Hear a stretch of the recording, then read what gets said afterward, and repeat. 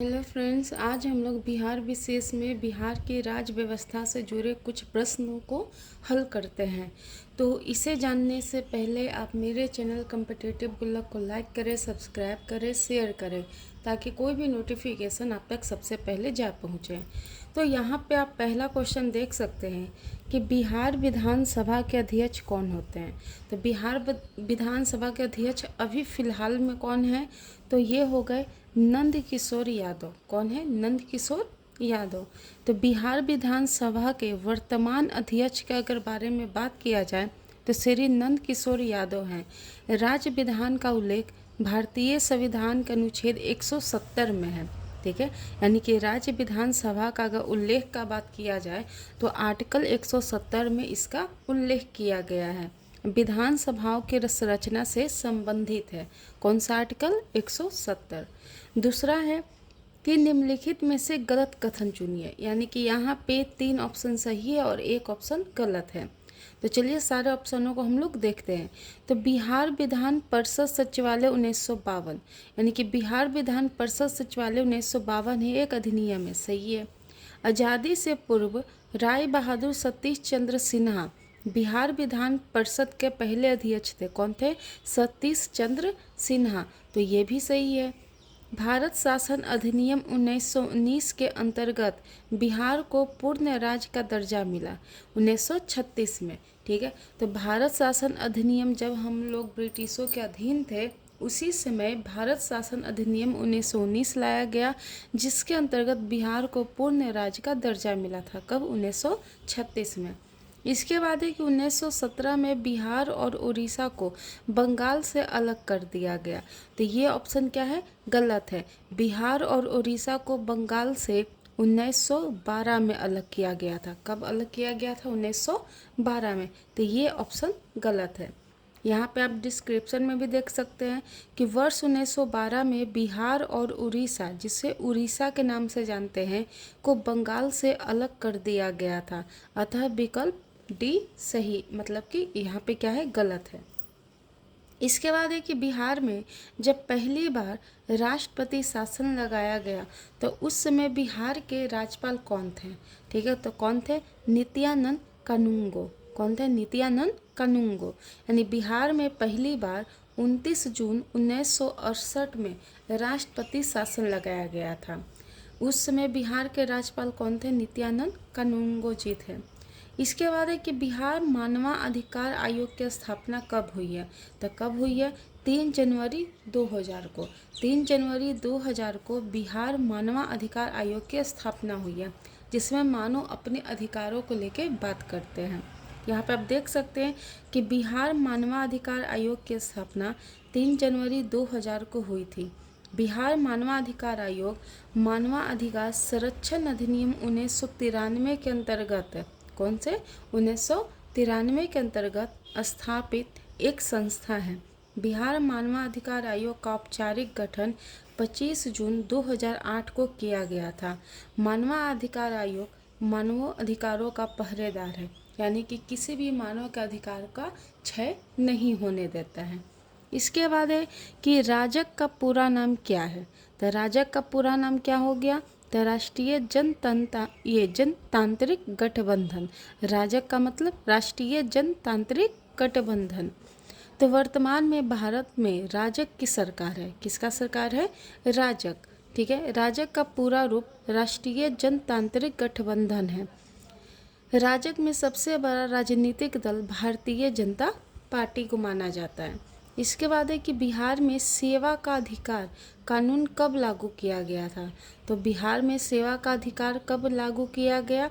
तो 25 जुलाई 2011 को। 25 जुलाई 2011 को। तो बिहार में सेवा का अधिकार कानून लागू करने की तिथि क्या थी? 25 जुलाई 2011। यह सेवा का अधिकार अधिनियम लागू करने वाला दूसरा राज्य है। ठीक है, इससे पहले मध्य प्रदेश ने, यानी मध्य प्रदेश की सरकार ने 18 अगस्त 2010 को सेवा का अधिकार अधिनियम लागू किया था। और सेकंड नंबर पर कौन आता है? बिहार। बिहार का 25 जुलाई 2011। सेवा का अधिकार कानून सरकारी अधिकारियों को सार्वजनिक जवाबदेही को सुनिश्चित करने एवं उनमें भ्रष्टाचार को कम करने एवं पारदर्शिता को बढ़ाने करने के लिए किया जाता है। यानी कि जिनका जो पोस्ट है उनसे अगर कोई गलती होती है तो वो उनका जवाब देंगे। ठीक है। इसके बाद है कि बिहार में पंचायत समिति का निर्वाचित सदस्य अपना इस्तीफा किसे सौंपेगा। यानी जो पंचायत समिति है तो पंचायत समिति का कोई भी निर्वाचित सदस्य अपना इस्तीफा किसे देता है, तो किसे देता है, पंचायत समिति के प्रधान को। तो बिहार में पंचायत समिति का निर्वाचित सदस्य पंचायत समिति के प्रधान को संबोधित स्वलिखित यानी कि खुद से लिखा हुआ आवेदन द्वारा अपनी सदस्यता से त्यागपत्र दे सकता है। निर्वाचित सदस्य बिहार पंचायत राज अधिनियम 2006 की धारा 45 के आधार पे अपनी सदस्यता से त्यागपत्र दे सकते हैं। कौन सा, तो अधिनियम है बिहार पंचायत राज अधिनियम 2006 की धारा 45 के अंतर्गत वो अपनी सदस्यता का क्या कर सकते हैं, त्यागपत्र दे सकते हैं। इसके बाद प्रश्न है कि बिहार में मुखिया अपना इस्तीफा किसे सौंपता है। तो बिहार में जो मुखिया होता है तो वो अपनी इस्तीफा जिला पंचायत राज अधिकारी को देता है। तो बिहार में मुखिया अपना इस्तीफा जिला पंचायत राज अधिकारी को सौंपता है और यह उपबंध बिहार पंचायत राज अधिनियम 2006 की धारा 18 के अंतर्गत मुखिया एवं उप मुखिया दोनों पे लागू होता है। तो किसे देते हैं, जिला पंचायत राज अधिकारी को। इसके बाद है कि बिहार में मुख्यमंत्री को कौन नियुक्त करेगा, तो कौन करेगा, राज्यपाल। तो बिहार के मुख्यमंत्री को राज्य के राज्यपाल द्वारा नियुक्त किया जाता है। किसी भी राज्य के मुख्यमंत्री की नियुक्ति राज्य के राज्यपाल के द्वारा ही की जाती है। भारतीय संविधान के अनुच्छेद 164 वन में कहा गया है कि मुख्यमंत्री की नियुक्ति राज्यपाल करेगा। यानी कि भारतीय संविधान का जो आर्टिकल 164 वन है उसमें यह कहा गया है कि कोई भी मुख्यमंत्री की नियुक्ति उस मतलब कि राज्य का क्या करता है, राज्यपाल ही करता है। और अन्य मंत्रियों की नियुक्ति भी राज्यपाल करेगा मुख्यमंत्री की सलाह पे। ठीक है। और मंत्री जो होते हैं राज्यपाल के प्रसाद पर अपना पद धारण करेंगे। यानी कि जो मंत्री हैं तो वो तब तक उस पोस्ट पे रहेंगे, अपने पद पे रहेंगे जब तक कि राज्यपाल चाहेगा। इसके बाद है कि बिहार में सर्वप्रथम राष्ट्रपति शासन कब लागू हुआ था, तो कब हुआ था, 1968 में। यानी कि 1968 में कहा जाए तो सबसे पहले, ठीक है, राष्ट्रपति शासन लागू किया गया था। ठीक है। क्यों, और उस समय वहाँ के जो राष्ट्रपति थे, ठीक है, बिहार के राज्यपाल तो कौन थे, नित्यानंद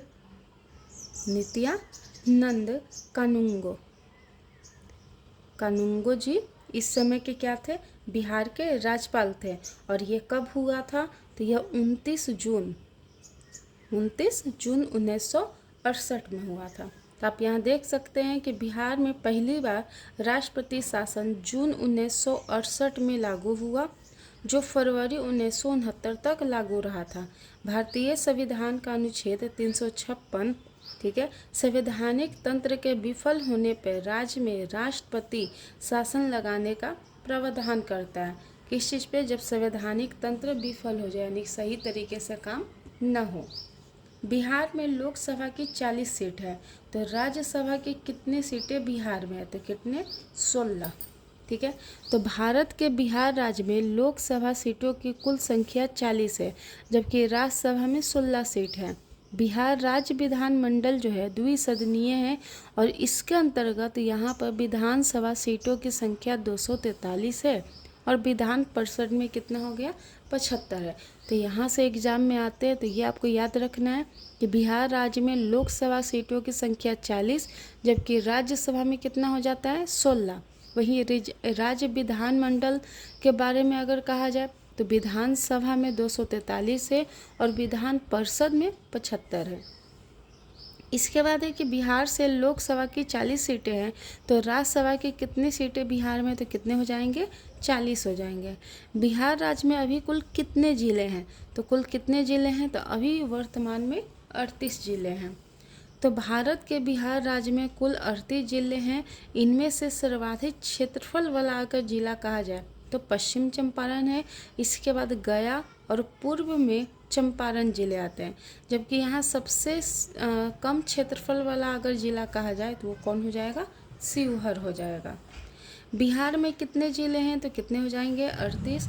भारत के राष्ट्रपति चुने जाने से पूर्व श्री रामनाथ कोविंद कहाँ के गवर्नर थे, तो कहाँ के, बिहार के। तो कहा जाता है कि अगस्त 2015 में श्री रामनाथ कोविंद स्वतंत्र भारत में बिहार राज्य के 36वें राज्यपाल बने, किंतु वर्ष 2017 में एनडीए की तरफ से उन्हें राष्ट्रपति पद का उम्मीदवार घोषित किया गया। 25 जुलाई 2017 से लेके 25 जुलाई 2022 तक वह भारत के 14वें राष्ट्रपति रहे और वर्तमान में अभी राष्ट्रपति कौन है, तो द्रौपदी मुर्मू जी हैं। इसके बाद अगला प्रश्न है कि बिहार पंचायती राज अधिनियम 2006 में 2 ग्रामों की बैठक के बीच अधिकतम कितनी अवधि ये निर्धारित की जाती है, यानी 2 गांवों की बैठक की जाए तो उसमें कितना बीच, मतलब कितना समय उसमें निर्धारित किया जाता है, तो कितना, 3 महीना। तो बिहार पंचायती राज अधिनियम 2006 के अंतर्गत ग्राम सभा की बैठक समय समय पर होगी, किंतु किन्हीं 2 बैठकों के बीच का अंतराल कितना होना चाहिए, 3 महीने से अधिक का नहीं होना चाहिए। यानी कि अगर एक गांव में 3 महीने पहले हुआ तो दूसरे गांव में 3 महीने के बाद होगा। इसके बाद है कि मुखिया 100 हस्ताक्षरित, ठीक है, जो मुखिया होते हैं 100 हस्ताक्षरित आवेदन देकर अपने पद से परित्याग कर सकता है, यानी कि खुद से लिख के वो क्या करते हैं, अपना आवेदन, मतलब कि ये परित्याग कर सकते हैं। बिहार पंचायती राज अधिनियम 2006 के अंतर्गत उसे अपना आवेदन किसे प्रेषित करने के लिए होता है, तो किसे, जिला पंचायत राज पदाधिकारी, ठीक है। यानी बिहार पंचायती राज अधिनियम 2006 के अंतर्गत मुखिया हो या उप मुखिया हो, जिला पंचायती राज पदाधिकारी को स्वयं लिखकर अपने पद से त्यागपत्र दे सकता है, ठीक है।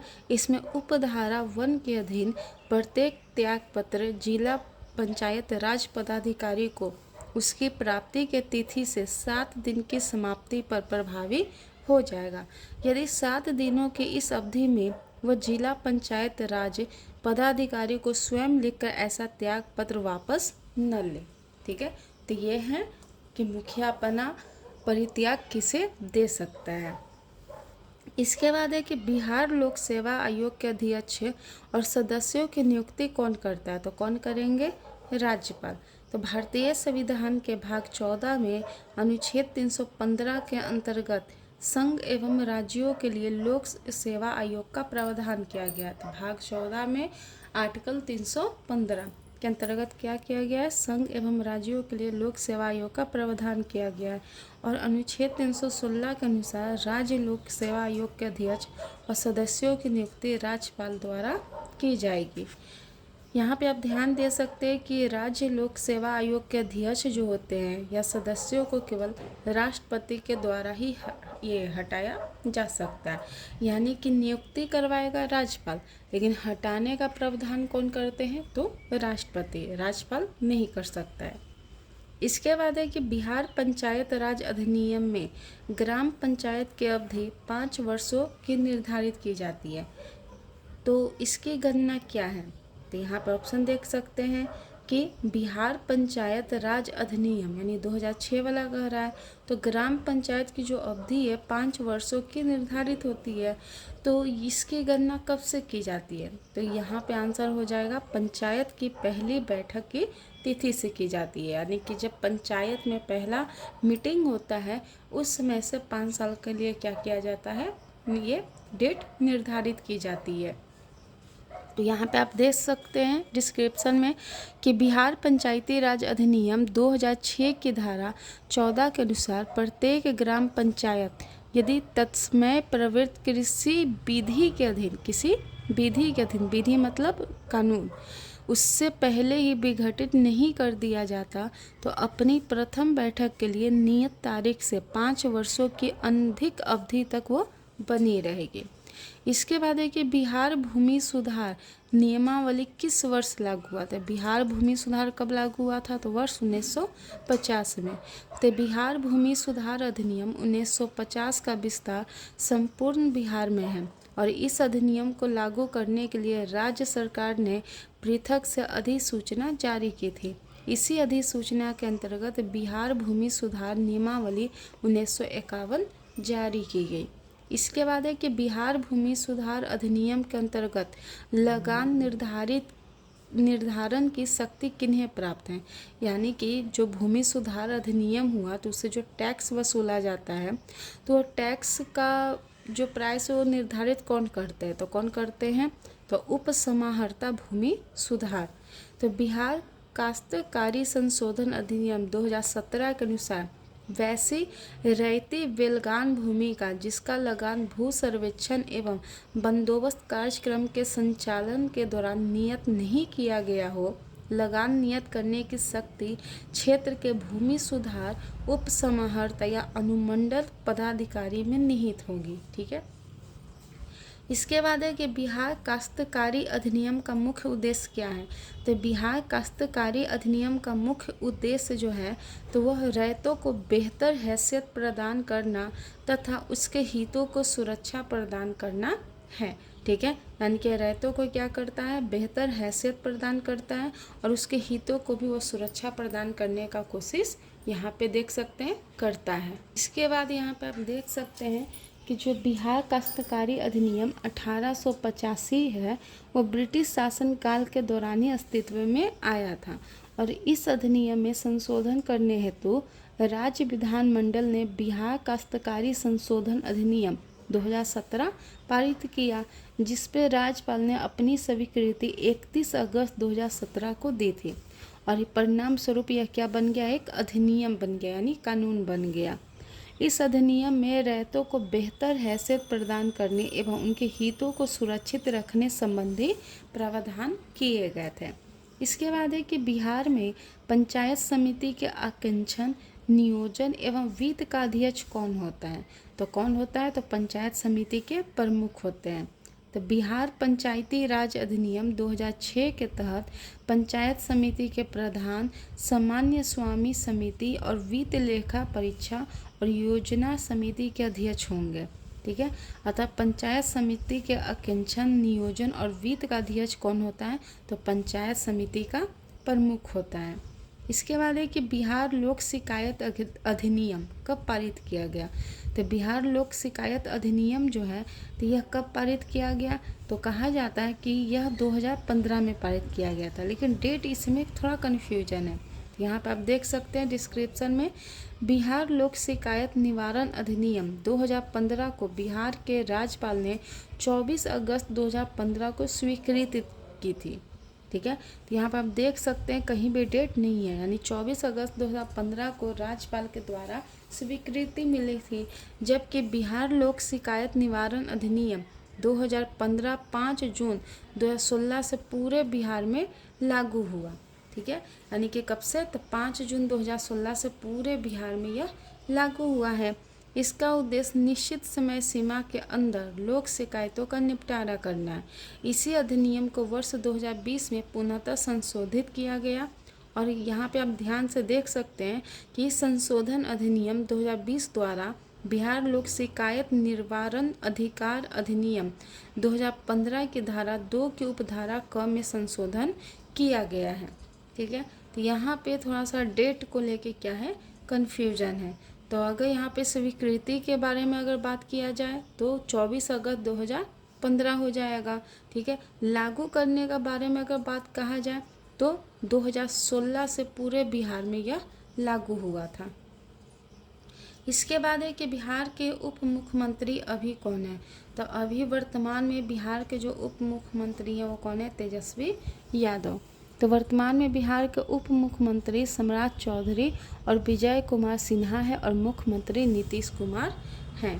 ठीक है, बिहार की द्वितीय राजभाषा कौन है, तो बिहार के द्वितीय राजभाषा कौन हो जाएंगे, तो बिहार के द्वितीय राजभाषा हो जाता है आपका उर्दू।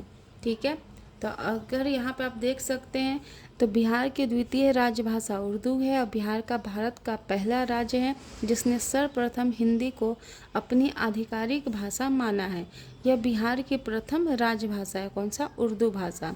भारतीय संविधान का अनुच्छेद 243 में वर्णित है और भारत की राजभाषा हिंदी होगी। प्रतिवर्ष 14 सितंबर को हिंदी दिवस के रूप में मनाया जाता है। कब? 14 सितंबर को। यानी यहाँ पे आप डिस्क्रिप्शन में देख सकते हैं। ठीक है, 14 सितंबर को कब मनाया जाता है? हिंदी दिवस मनाया जाता है। अगला प्रश्न है कि बिहार के मुख्यमंत्री की नियुक्ति कौन करता है? तो कौन? बिहार के राज्यपाल के द्वारा होता है। तो संविधान में मुख्यमंत्री की नियुक्ति तथा निर्वाचन के लिए कोई विशेष प्रावधान नहीं है। अनुच्छेद 164 में उल्लेखित है कि मुख्यमंत्री की नियुक्ति कौन करेगा? राज्यपाल करेगा। राज्य विधानसभा में बहुमत प्राप्त दल के नेता को राज्यपाल मुख्यमंत्री पद की शपथ दिलाता है। अतः बिहार के मुख्यमंत्री की नियुक्ति भी उस राज्य के राज्यपाल द्वारा की जाएगी। अगला प्रश्न है कि बिहार में पहली बार राष्ट्रपति शासन कब लगाया गया था? तो बिहार में पहली बार राष्ट्रपति जो शासन है कब लगाया गया था?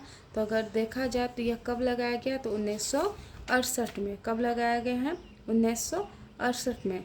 ये लगाया गया था 29 जून 1968 में। और इस समय के बिहार के जो राज्यपाल थे, ठीक है, बिहार के राज्यपाल वो नित्यानंद कानूंगो जी के थे। कौन थे? नित्यानंद कानूंगो जी यहाँ पे थे। तो बिहार में पहली बार राष्ट्रपति शासन 29 जून 1968 को लगाया गया था और उस समय बिहार के मुख्यमंत्री भोला पवन शास्त्री थे। ठीक है, तो 1968 में मुख्यमंत्री कौन थे? भोला पवन शास्त्री। और वर्ष 1951 में पंजाब में पहली बार राष्ट्रपति शासन लागू किया गया था।